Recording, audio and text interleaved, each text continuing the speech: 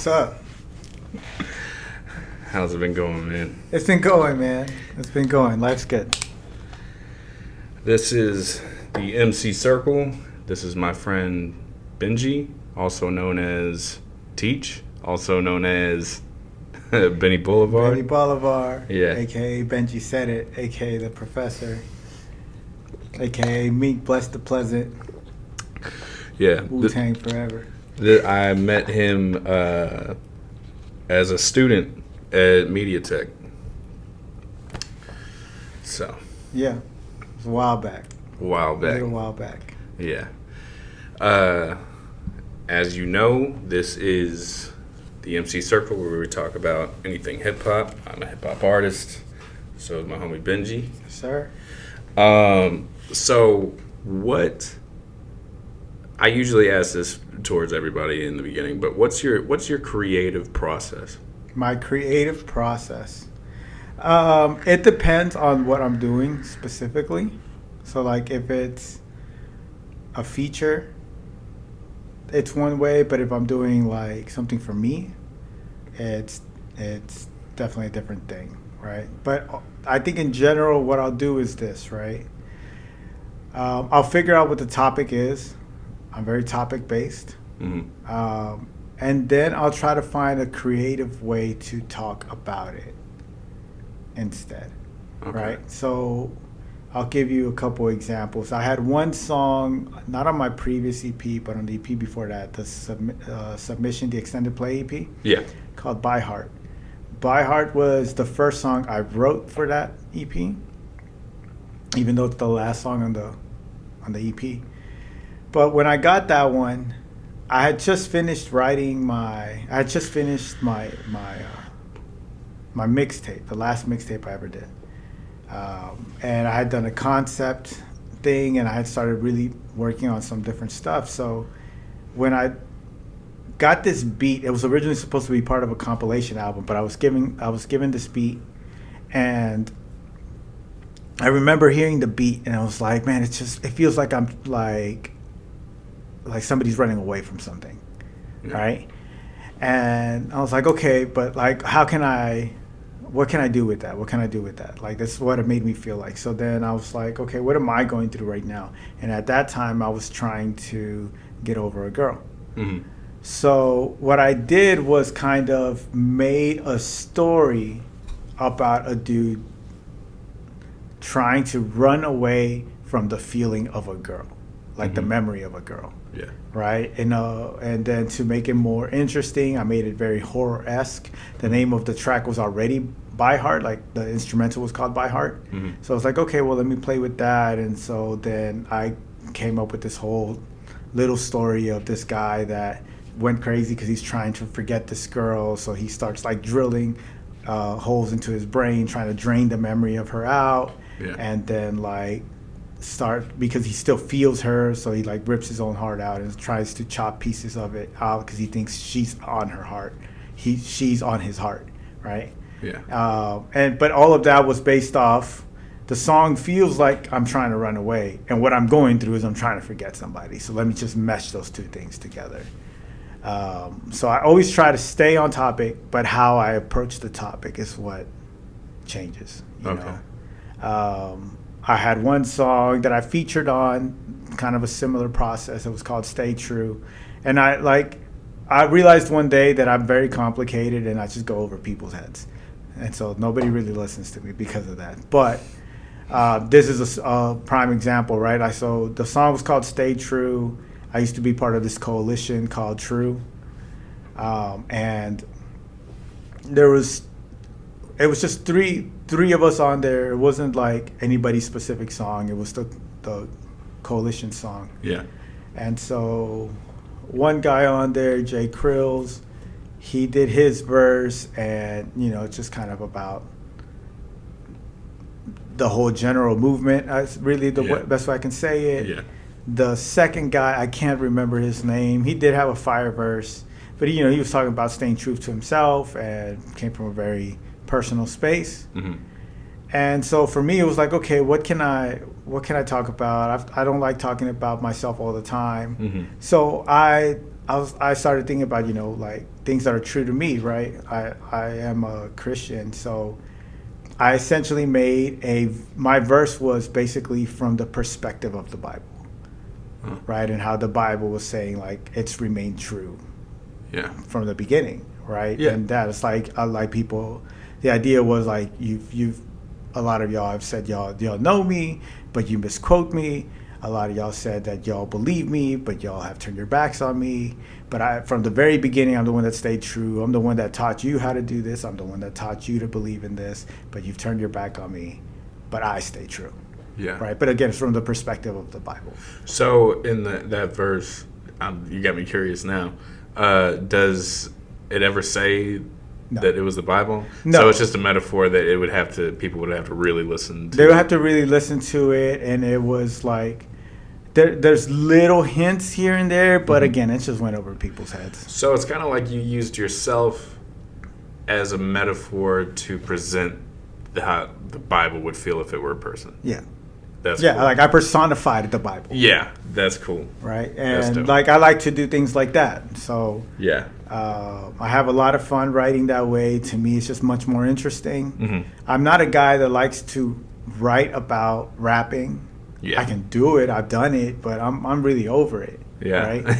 Like I remember one time I had to do a posse track, and like it was supposed to be for this other little coalition that I was in for a while, called the Railroad Underground. No, that was true. It was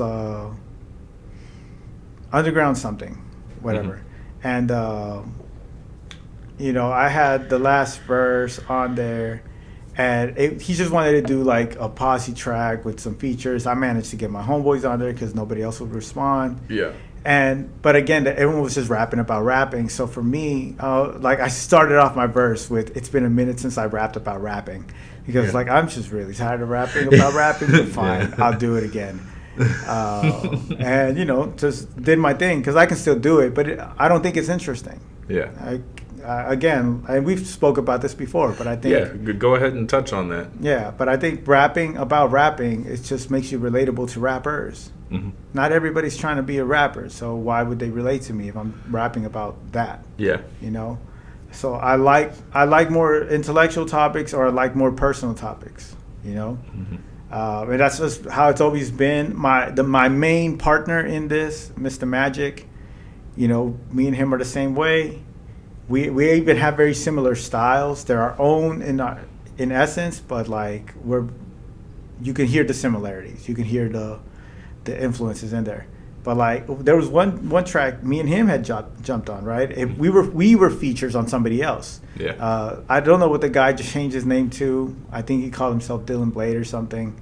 But he at that time he was called Pimp Squeak, and a little white boy rapper. And he was a great producer as far as the beats that he made. He was a great producer, and he heard us live. That's how we met. We did a show together, and again, me and Magic, like we like to get very personal, right?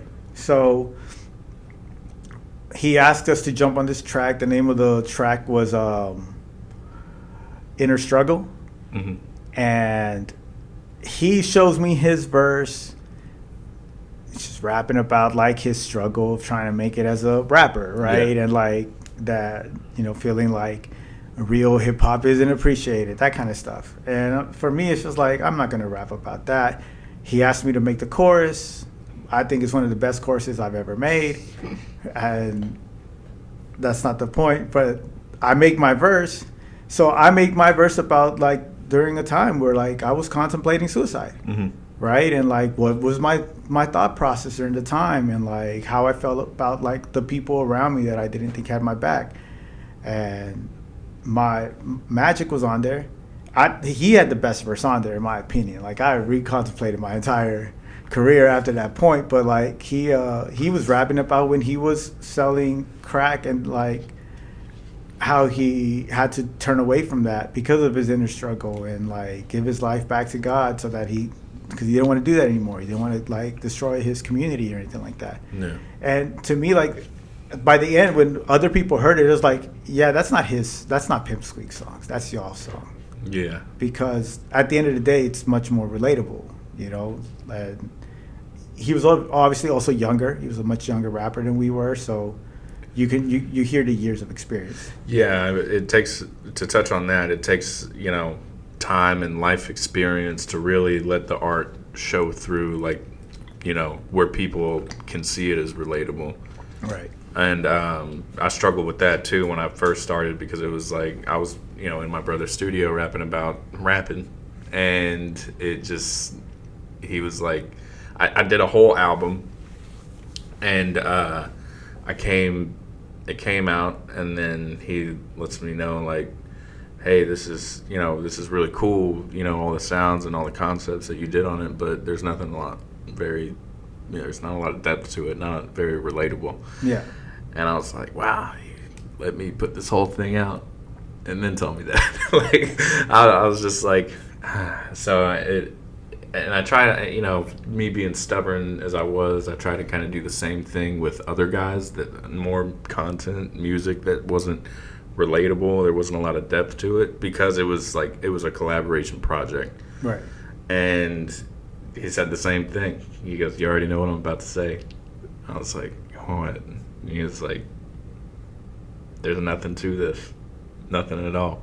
And so by the time my third album came out, it made a huge difference and resonated with a lot of people that I showed it to. Yeah. Versus what I had been going through, like, with the previous two, of, like, showing it to people and, like, they're not as excited as I am. Right. So, yeah, that's very important to make that distinction. That happens to a lot of young artists. Yeah, and I mean, that style of rap exists. I don't really call it backpack rap. Mm-hmm. But like I said, I'm not interested in it anymore. Like, it's not, nothing about it is interesting to me. Most of them rap the same. They just say they don't. And they're rapping about the same shit, which is the same complaints that they give to, like, the mumble rappers. It's like, well, they all rap the same and they all say the same shit. It's like, so do you.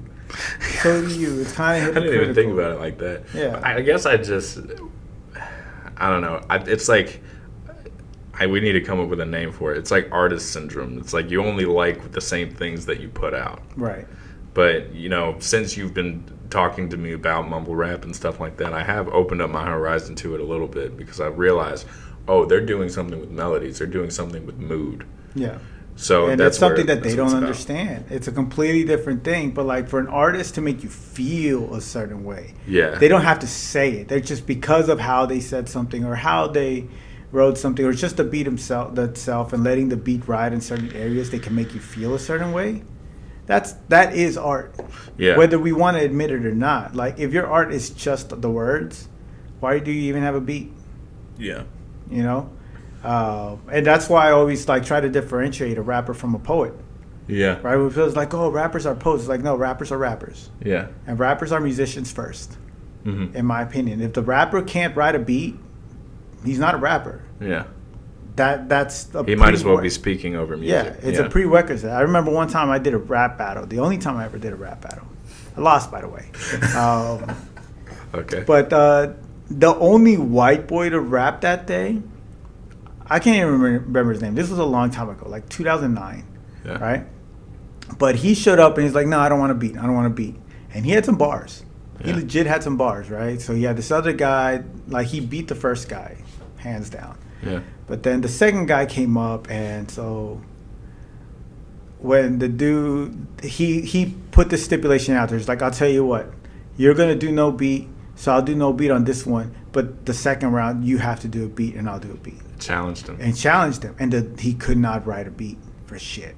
Yeah. Like, immediately, everything was just lost.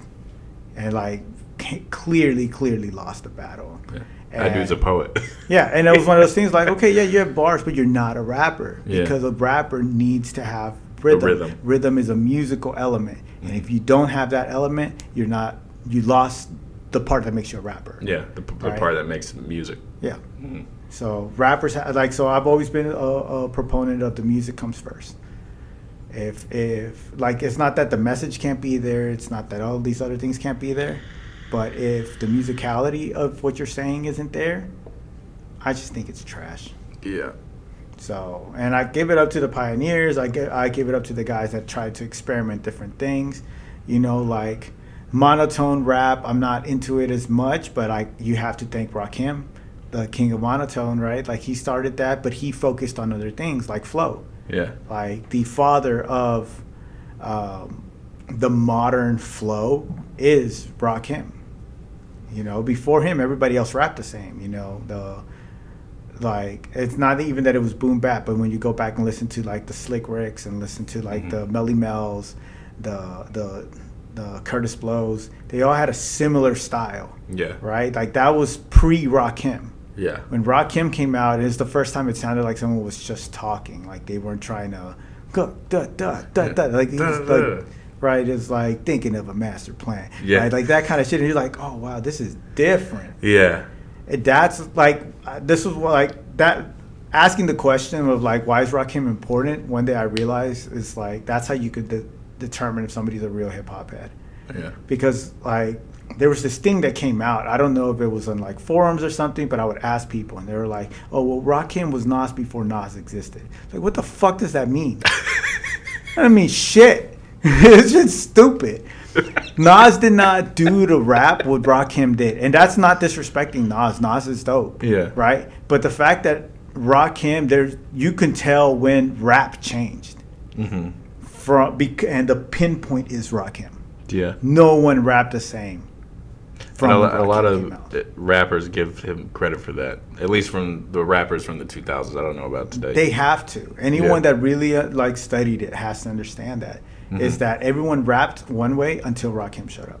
Yeah. He changed what you can do with rap. Right? Like you had guys that were, and then like there was a whole slew of rappers that came out around the same time that were still did do things different. You know, Big Daddy Kane, the way he rapped was a little different, but I don't think it was as impactful as what Rakim did. And again, that's not a disrespect to Big Daddy Kane. I think he's really dope. But there was something special about the way Rakim did it that made everyone else just kind of change. Mm-hmm. You know? Yeah. I don't know. That's all I got on that thought. That's all right. No, I mean, there was this thing that you had discussed before that blew my mind, and it was about Michael Jackson and how much of like most people would know without knowing they know about like every instrument. Yeah, and Billie Jean. Yeah. Yeah. I like when you told, like you said that shit like on the way out. Yeah. And it stuck with me for like the next week. I was like, damn, that's crazy that like I didn't even know that I knew that song. Yeah. And we were talking about the musicality around hip hop and stuff like that, like what you have to put into consideration with, you know, not just rhyming words or like you say backpack rapping. It's not just about the lyrics. Yeah. But how we got into that conversation, that stuck with me. And I even started bringing it up to other people. Is, you know, when you get like excited about something that you just figured out. Yeah. So you start bringing it up to other people, and they're like, "Yeah, I know like the whole song." It's understanding that pop music is not easy. Yeah. People think pop music is easy, but again, when you decipher someone like Michael Jackson, who is the king of pop, like that title's never been taken away, and then you break down a song like Billie Jean, and you realize when you talk to most people, especially rappers, like, oh, what's the hook? Mm-hmm. To them, the hook is the chorus. And they rely solely on that to be the only catchy thing of the song. Mm-hmm. And it's like, this is why nobody likes your song. First off, your chorus is shit. But that's your hook. That's really your hook. Yeah. Well, if that's the only hook you have and it's shitty, no one's going to listen to your song. But in the case of Michael Jackson, it was like, no, everything's going to be a hook. Yeah. The bass line's a hook. The rhythm's a hook. The way I approach every word is a hook. That's funny that you say that because like these past two projects that I've been working on, I'm like, yo, this is the same old verse shit is not working out. Like, mm-hmm. I kind of getting frustrated with like, no, not frustrated. Me realizing that what I just wrote and spit is boring. Like, I feel like that's hard for you to do because you just put so much work into writing it. And then when it's time to record, and you're just putting out what you wrote, and it's like supposed to be the simple part as far as other than like memorizing the whole thing. But like that's a new concept that I've been working with ever since I came to that realization. It's like, this shit is boring. I want to do it in a way that it catches people's ear and they're like, yo, and none of this catches my ear. Yeah, and the good thing about that is that means that growth is happening or about to start. Yeah. That's a good place to be. You won't grow unless you ever get frustrated with that stuff. Yeah. You know?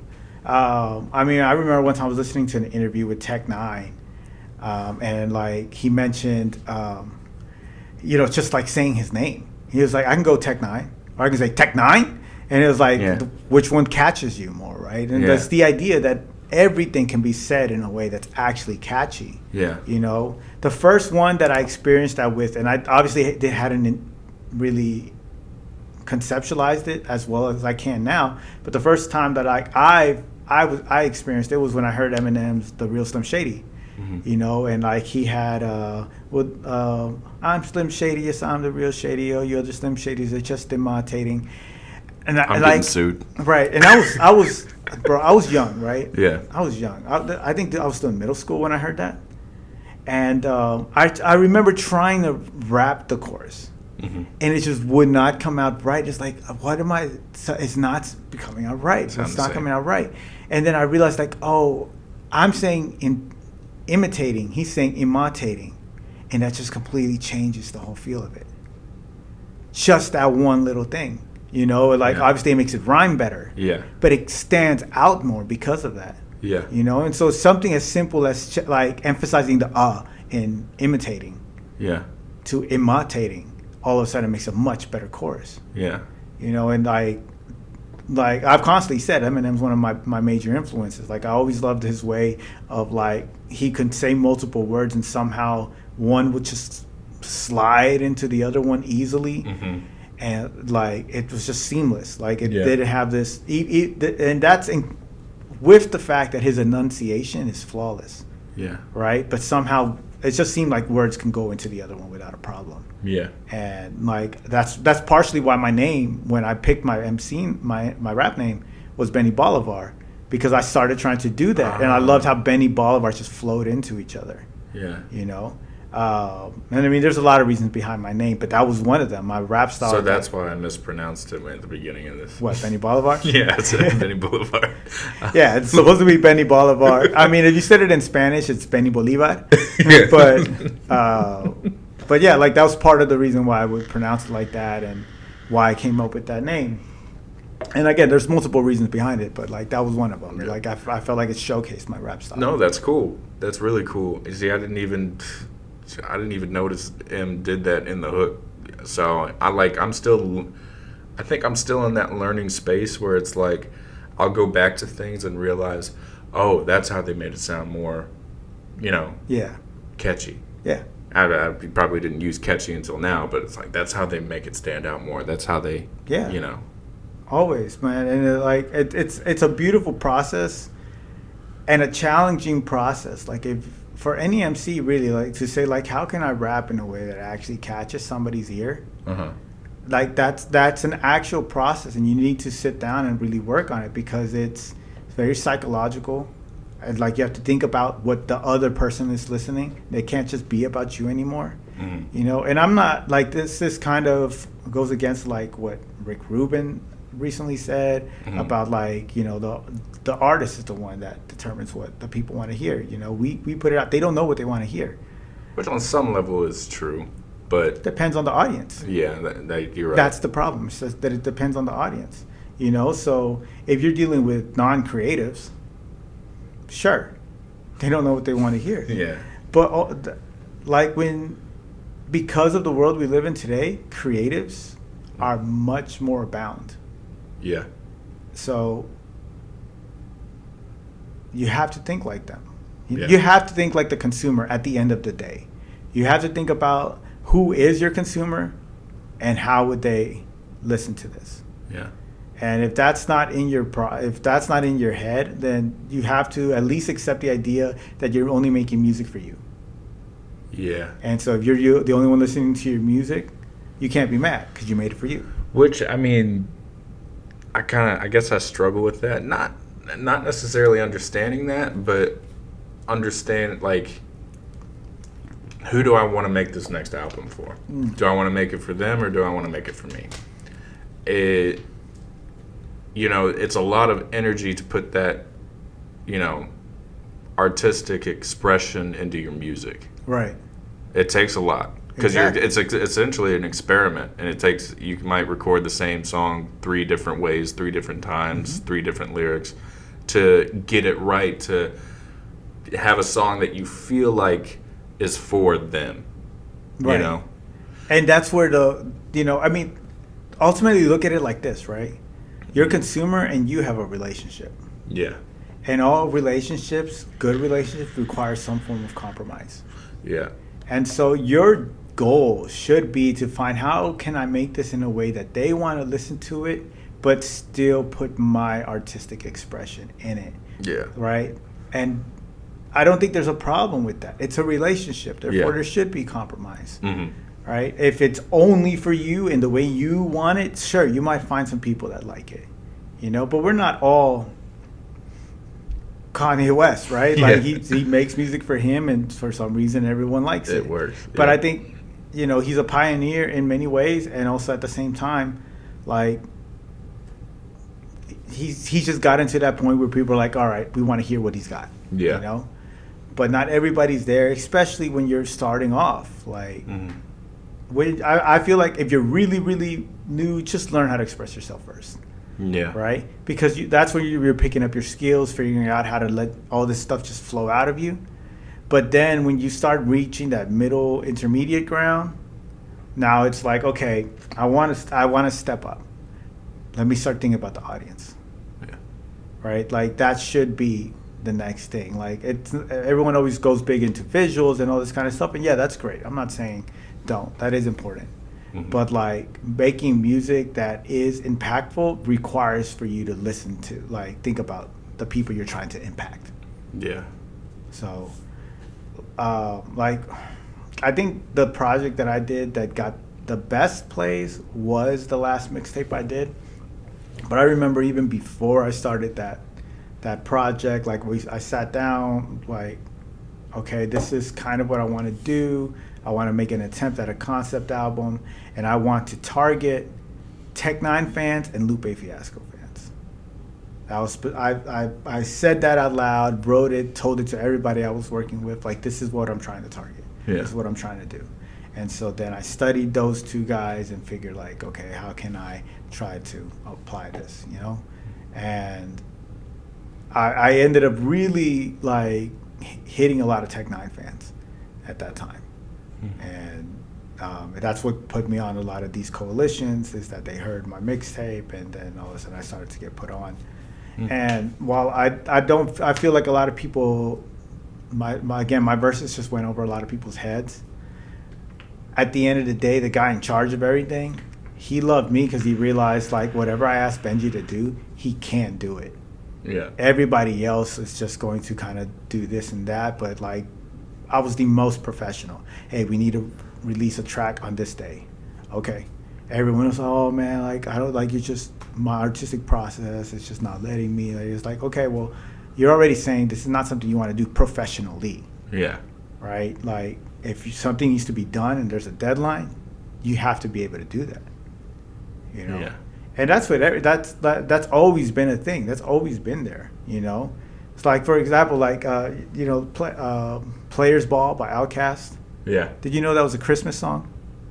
I think I had heard that. Yeah, like, a lot of people don't know that. That was like, okay, how can we introduce it? You know what? Let's release a song for Christmas. Mm-hmm. And that's what Players Ball was. It was their version of a Christmas song. Yeah. Hence why Big Boy had the line, what was it called? Ain't no socks up on the chimney. Yeah. Line. Ain't no socks up on the chimney line. Was because of that. It's just to kind of reference the fact that it is a Christmas song. Yeah. But it was the anti-Christmas song. Right. Yeah. But they had a deadline, right? Yeah. And I think it was Babyface that I told them about that. Yeah. And real quick, just to go back on the chorus thing, right? Like, I remember Babyface, because they were signed to him. One day he went into the studio, and I think it might have been Goody Mob. working on something, and he goes up to them, he's like, okay, what's everyone doing? It's like, oh, we're working on a verse. It's like, okay, cool. What's the hook? And they hadn't made the hook yet. It's like, how the fuck are you working on verses and you don't have the hook yet? The hook is 70% of the song. The last podcast we just did talked about that. How my process has changed. I gotta have the hook first. Yeah, because that gives you an idea of what you're trying to rap about. Yeah. You know, the entire idea of the song should be encompassed in the hook. And if you don't know what the hook is, right, like, you don't even know where you're trying to go. Yeah. Like, think back to Eminem. Like, almost all his verses always end in the way that immediately goes into the hook. Yeah. Right? Mm-hmm. And how can you do that without the hook? No, you can't. You know? The hook is so important. Like, that is probably the most important part of the song. Mm-hmm. At the end of the day, and if you're not really putting the effort into the hook, you can put all your effort into these verses, but, like, you don't know how well that verse is going to hit the audience. Yeah. But you can definitely strive to make that hook hit. Mm-hmm. So it's just, hooks are important. Hooks are mad important. I think that was a great, all around great advice for the new people. A lot of knowledge there. Yeah. Good place to end it right now. I'd love to have you back on. You got like a shit ton of knowledge about Always, bro. I'm down to come back whenever, man. You let me know. Absolutely. This is fun. I love talking. This is Benni Bolivar. I'm MC Cash. This was the MC Circle. Tune in next time, man.